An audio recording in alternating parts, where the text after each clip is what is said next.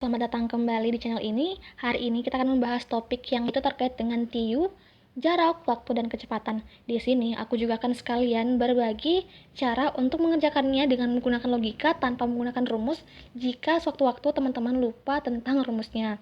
Dan seperti biasa, di akhir dari materi ada latihan soal dan juga kuis jawabannya di bagian paling akhir. Dan teman-teman yang baru bergabung, aku ucapkan selamat datang. Dan jangan lupa untuk subscribe channel ini dan tekan tombol like-nya biar aku makin semangat untuk membuat rangkuman materi berikutnya. Nah, teman-teman yang masih mencari buku tentang persiapan CPNS, di sini aku ada rekomendasi yang cukup bagus, yaitu buku panduan CAT CPNS.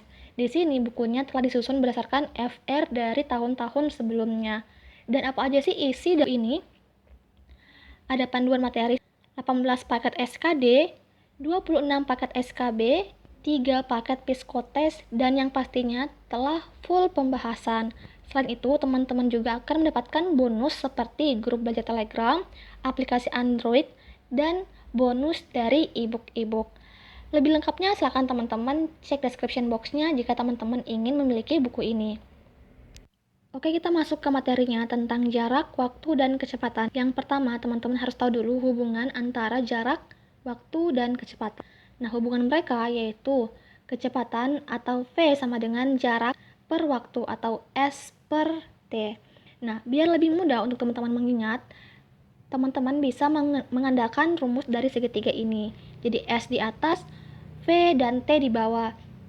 Nah, kita lihat dulu, kita jabarkan. Jika teman-teman mencari rumus dari V maka S dibagi dengan T. Jadi tanda ini adalah tanda pembagi. Jadi V sama dengan S per T. Kemudian jika teman-teman mencari rumus dari S, maka V dikali T. Jadi S sama dengan V dikali T. Jelas ya? Dan satu lagi, jika teman-teman mencari rumus T, maka rumusnya S per V. Oke, gampang ya. Tapi jika teman-teman merasa agak susah untuk menghafal simbol-simbolnya, dapat dipermudah lagi dengan rumus dari Jokowi, JKW. J itu adalah sama dengan S atau jarak, K itu sama dengan V atau kecepatan, dan W sama dengan T atau waktu. Nah, sama seperti ini kita jabarkan. K sama dengan J per W. Kemudian J sama dengan K dikali W. Berikutnya yang terakhir, W sama dengan J per K. Jelas ya? Terserah teman-teman mau hafal yang ini atau yang ini, sama aja. Mana yang menurut teman-teman lebih mudah untuk teman-teman ingat. Dan berikutnya aku akan menjelaskan penggunaan logikanya jika sewaktu-waktu teman-teman lupa tentang rumusnya. Tapi syaratnya teman-teman harus menghafal satuan dari simbol-simbol tersebut. Jadi misalnya kecepatan atau V, satuannya adalah kilometer per jam. Dan jarak satuannya adalah kilometer, serta waktu satuannya adalah jam. Nah, mari kita coba untuk menggunakan logikanya. Nah, kecepatan. Jika soalnya ditanyakan adalah kecepatan, teman-teman harus tahu dulu kira-kira kecepatan itu apa satuannya. Nah, kecepatan satuannya adalah kilometer per jam. Teman-teman perhatikan, kilometer per jam artinya satuan kilometer dibagi dengan satuan jam. Jadi kan di soal sudah ada satuannya, jadi teman-teman bisa bagi aja kilometer dan jamnya. Karena satuan yang diminta adalah kilometer per jam, jadi teman-teman cukup membagi nilai yang satuannya kilometer dan nilai yang satuannya jam untuk mendapatkan satuan kilometer per jam. Jelas nggak teman-teman? Semoga paham ya. Kemudian jika di soalnya yang ditanyakan adalah mencari waktunya. Nah, teman-teman pikirkan waktu itu apa sih satuannya? Jadi waktu satuannya adalah jam. Nah, untuk memperoleh jam, teman-teman dapat membagi nilai yang satuannya kilometer dengan nilai yang satuannya kilometer per jam. Kenapa? Karena jika kilometer per jam, maka kilometernya akan saling membunuh sehingga satuan yang tersisa sisa jam. Oke, paham ya? Karena jika teman-teman mengalihkan, misalnya teman-teman mengalihkan kilometer dikali dengan kilometer per jam, artinya satuan akhirnya adalah kilometer pangkat 2 per jam. Paham nggak teman-teman? Nah, Kemudian, jika yang ditanyakan adalah jaraknya, jarak satuannya adalah kilometer. Nah, untuk memperoleh kilometer, teman-teman dapat mengalihkan kilometer per jam dikali dengan jam karena mereka akan saling membunuh jamnya. Kilometer per jam kali jam, maka jam yang di sini akan saling membunuh dengan jam yang ada di atas, sehingga yang keluar sisa kilometer saja. Paham nggak teman-teman? Ini kembali teman-teman lebih suka pakai rumus yang ini atau bisa menggunakan logika. Saran aku teman-teman menguasai ini juga, karena jika suatu saat teman-teman lupa akan ini, teman-teman bisa mengandalkan ini. Jadi kembali lagi ke teman-teman lebih suka yang mana sih? Biar lebih jelas, aku kasih contoh soalnya. Di sini ada 3 contoh soal. Kita jawab yang pertama dulu. Yoga bersepeda motor dari rumahnya menuju rumah kakek dengan kecepatan 60 km per jam. Waktu tempuh Yoga untuk bisa sampai ke rumah kakek adalah 2 jam. Jarak rumah Yoga ke rumah kakek adalah, kita lihat dulu yang diketahui apa aja. Nah, yang diketahui K-nya atau kecepatan 60 km per jam. Perhatikannya ya. Dan waktu tempuhnya 2 jam. Dan yang ditanyakan adalah jarak rumah antara Yoga dan kakeknya. Nah, teman-teman ingat nggak rumus yang Jokowi tadi? J sama dengan K dikali W. Nah, K itu adalah kecepatan 60 km per jam. Dikali W-nya adalah waktu 2 jam sama dengan 120 km. 60 kali 2 sama dengan 120 km. Nah, teman-teman perhatikan satuannya, ini ada kilometer per jam dikali dengan jam, maka ini akan saling membunuh, sisa keluar kilometer. Jadi teman-teman walaupun lupa rumusnya, tapi karena teman-teman menguasai cara mengolah satuannya, teman-teman masih bisa untuk menjawabnya. Jelas ya? Kita lanjut. Nomor 2. Dino berangkat ke rumah Yusuf dengan mengendarai sepeda motor. Jarak yang ditempuh Dino adalah 4 km. Jika waktu yang ditempuh Dino adalah 600 detik, maka kecepatan Dino berkendara adalah, kita lihat, diketahui jarak sama dengan 40 km, waktu tempuhnya sebesar 60 detik. Teman-teman ingat bahwa satuan dari waktu itu adalah jam, sehingga teman-teman perlu mengkonversinya ke jam. Biar lebih mudah, teman-teman ubah bertahap aja. Yang pertama kita ubah ke menitnya. Jadi 600 detik kita bagi dengan 60, dapat 10 menit. Kemudian 10 menit kita bagi lagi 60, dapat 10 per 60, atau lebih sederhananya kita sederhanakan menjadi 1/6 jam. Jadi teman-teman gak usah ubah ke bentuk desimal, menggunakan ini pun juga sudah bisa, 1/6 jam. Kemudian ditanyakan adalah kecepatannya. Ingat lagi rumus Jokowi tadi, kecepatan sama dengan jarak per waktu. Sehingga jaraknya 4 km kita bagi atau per 1/6 jam. Teman-teman ingat kan cara membagi bentuk pecahan? Maka 4 per 1/6 jam itu sama aja dengan 4 dikali 6 per 1 jam. Sehingga dapatlah 24 jam. Mengerti ya? Kan kita udah pernah membahas tentang cara membagi bentuk pecahan. Jadi kalau pecahan dapat kita putar menjadi 6 per 1. 4 dikali 6 per 1 jam, dapat 24 km per jam. Paham? Berikutnya nomor 3.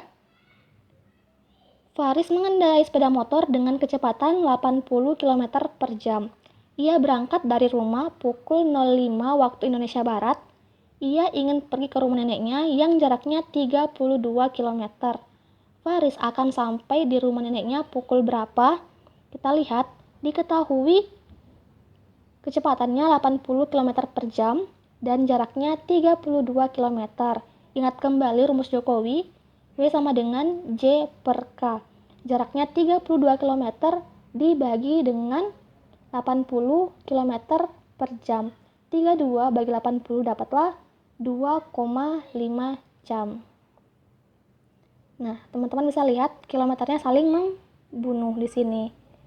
Karena coba aku tunjukkan lagi. Nah, kilometer dikali jam per kilometer. Ingatkan bahwa pembagian pecahan itu diputar aja Jadi jarak ke atas dan kilometer ke bawah, sehingga kilometer di sini dan kilometer di sini dapat saling membunuh.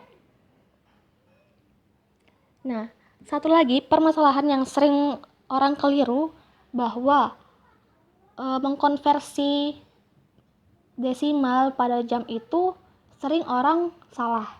Nah, 2,5 jam ini orang sering mengira itu adalah 2 jam 50 menit. Padahal 2,5 jam itu artinya 2 jam plus 0,5 jam. Nah, 0,5 jam itu berapa menit? 0,5 kita kali dengan 60. Sehingga 0,5 jam itu sama aja dengan 30 menit.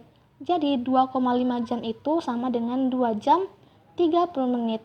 Jadi jika jam startnya jam 5, maka jam 5 tambah 2 jam 30 menit dapatlah jam 7.30 waktu Indonesia Barat. Jelas ya teman-teman? Kita masuk ke materi berikutnya. Kemudian kita masuk ke tentang kecepatan rata-rata.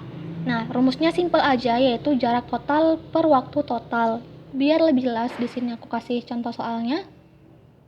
Sebuah bus bergerak dari kota A ke kota B dengan kecepatan 2 jam pertama melaju 60 km per jam. Kemudian 3 jam kemudian melaju dengan kecepatan 80 km per jam. Maka berapa kecepatan rata-rata dari bus? Nah, yang pertama teman-teman harus mengetahui dulu berapa sih jarak total yang ditempuh oleh bus tersebut. Nah, kita lihat ada dua jarak. Jarak pertama yaitu kecepatan 60 km per jam selama 2 jam, maka 60 km per jam kali 2 jam dapat 120 km. Jarak yang kedua yaitu 80 km per jam kali 3 jam dapat 240 km. Sehingga total dari jarak ini itu yang kita sebut sebagai jarak total, dan sisa teman-teman masukkan ke rumus. Nah, 120 km tambah 240 km per 2 jam tambah 3 jam sama dengan 360 km per 5 jam. Dapat 72 km per jam. Gampang kan? Tetapi terkadang orang itu banyak yang keliru. Yang mereka jumlahkan adalah kecepatannya. Jadi banyak yang biasanya menjumlahkan ini 60 km per jam per 80 km per jam dibagi dengan jam totalnya. Jadi 60 tambah 80 per 5 jam. Itu salah ya teman-teman. Yang benar adalah mencari jarak totalnya, kemudian jarak total yang kita bagikan dengan waktu total. Oke. Kemudian kita bahas tentang kecepatan relatif. Ini ada dua versi, yaitu gerak searah atau waktu menyusul dan gerak berlawanan arah atau tentang waktu berpapasan. Nah, kita bahas dulu yang gerak searah. Ini rumusnya untuk waktu menyusul yaitu T2 sama dengan delta S atau selisih jarak per V2 dikurang V1 atau selisih kecepatannya. Nah, contohnya biar lebih jelas. Lina dan Leni tinggal di Surabaya. Mereka akan pergi ke Semarang. Lina berangkat pada pukul 06.40 dengan kecepatan 60 km per jam. Kemudian Leni jam 7 berangkat dengan kecepatan 70 km per jam. Maka pukul berapakah Leni dapat menyusul Lina? Nah, biar lebih jelas aku berikan gambarannya. Ini adalah mobil si Lina dan ini mobil si Leni. Lina berangkat 6.40 dengan kecepatan 60 km per jam, sedangkan Leni berangkat jam 7 dengan kecepatan 70 km per jam. Maka jam berapa Leni dapat menyusul Lina? Nah, di sini ada syaratnya bahwa V2 itu harus lebih besar daripada V1, karena kalau enggak, si Leni nggak akan bisa untuk menyusul si Lina. Oke, paham ya? Nah, kita lihat dulu, kita mulai dari si Lina dulu. Lina itu berangkatnya jam 6.40, sedangkan Leni berangkat jam 7, artinya mereka ada selisih waktu sebesar 20 menit. Ketika si Leni berangkat, maka si Lina itu sudah melaju 20 km ke depan, karena 20 menit dikali dengan 60 km per jam, atau 20 menit itu kan sama aja dengan sepertiga jam, kali 60 km per jam itu dapat 20 km. Kenapa 20 menit? Karena jam 7 dan 6.40. Artinya si Lina ini sudah 20 menit lebih cepat daripada si Leni. Sehingga 20 menit kita kalikan dengan kecepatannya si Lina. Dapatlah 20 km per jam. Sehingga si Leni ini hanya cukup untuk mengejar 20 km ketertinggalannya. Paham nggak teman-teman? Paham ya?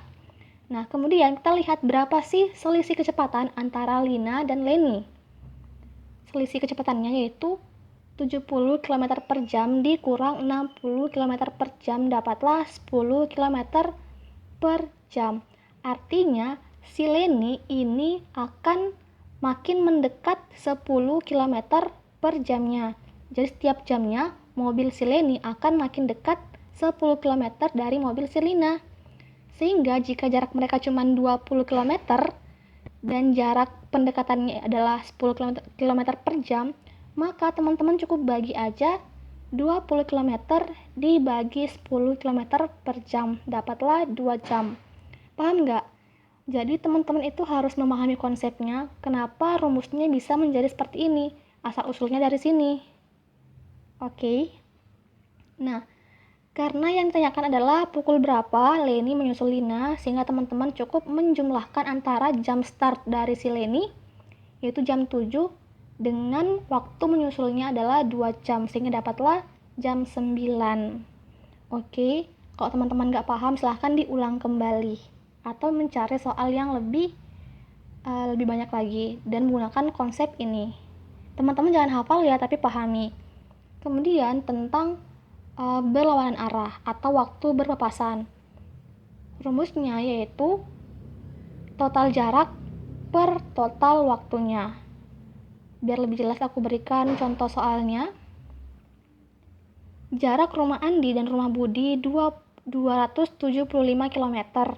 Andi berkendara dari rumahnya menuju rumah Budi pada pukul 10 dengan kecepatan rata-rata yaitu 52 km per jam. Pada waktu yang bersamaan, Budi berkendara menuju rumah Andi dengan kecepatan 58 km per jam.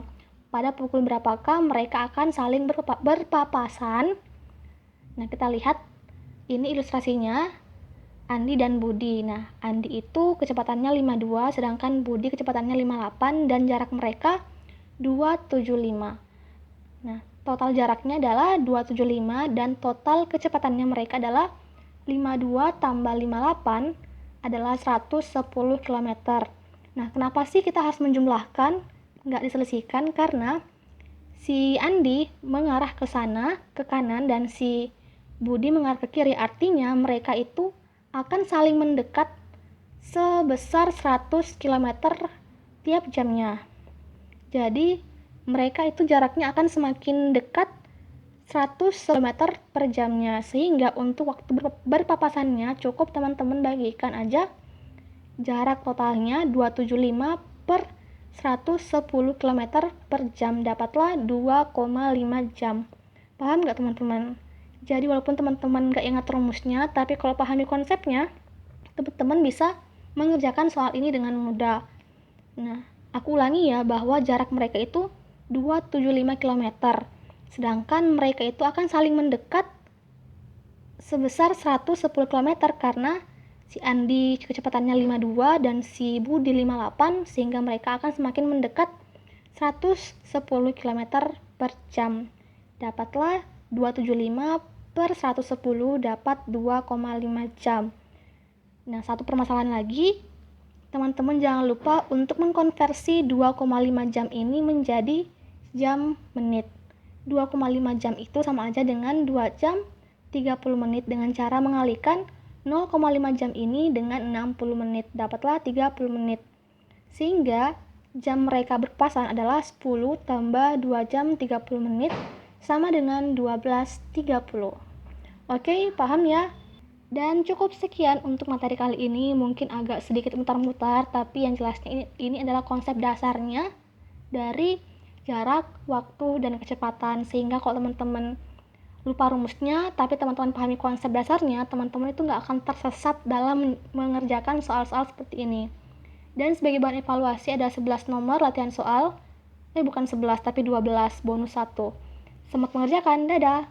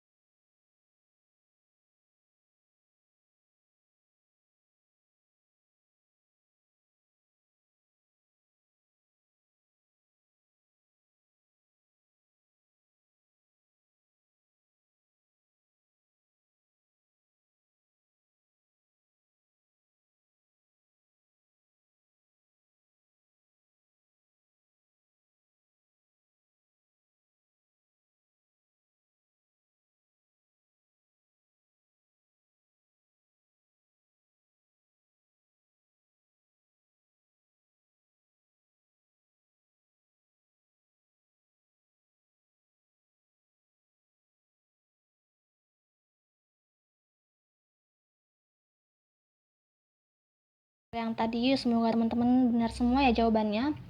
Dan cukup sekian untuk kali ini, semoga bermanfaat dan sampai jumpa di video berikutnya. Dadah, assalamualaikum warahmatullahi wabarakatuh.